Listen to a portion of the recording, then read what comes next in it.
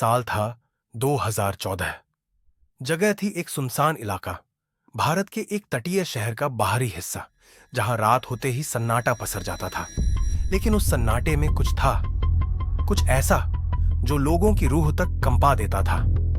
Taxi ड्राइवरों का गायब होना आम बात बनती जा रही थी। कोई सबूत नहीं, कोई गवाह नहीं। पुलिस परेशान थी, पर हर बार केस एक ही जगह आकर रुक जाता, एक दलदली झील, और वहां मौजूद थे इंसानों के शिकारी, मगरमच्छ। डॉ विक्रम देसाई, पेशे से एक न्यूरोसर्जन, शहर के सबसे नामी अस्पताल में काम करता था।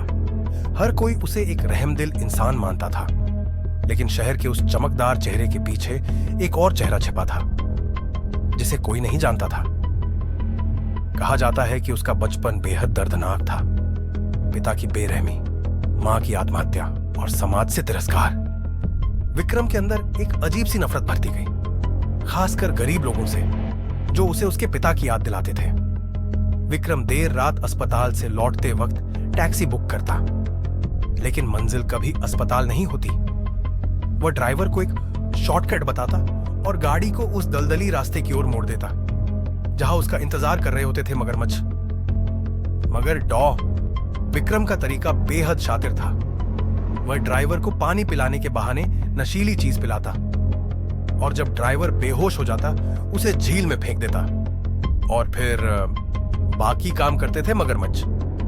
विक्रम को पता था कि मगरमच्छ इंसानी शरीर के हर हिस्से को चबा जाते हैं। कोई सबूत नहीं, कोई लाश नहीं और कोई केस नहीं।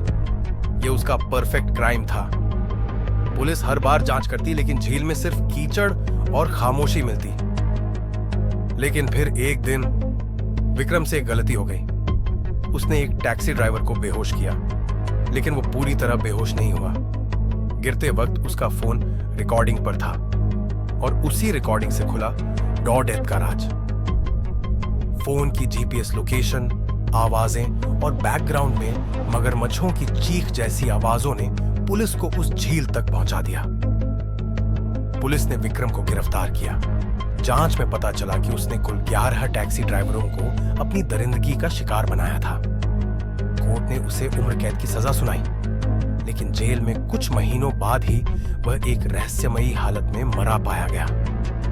कहा जाता है कि उसकी लाश पर मगरमच्छ के काटने के निशान थे, जबकि वह जेल के अंदर था।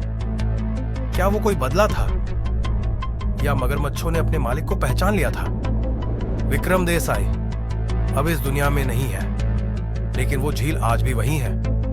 और कभी कभी रात के सन्नाटे में कोई आवाज गूंजती है, जैसे कोई कह रहा हो, एक और राइड ले लो, आखिरी राइड।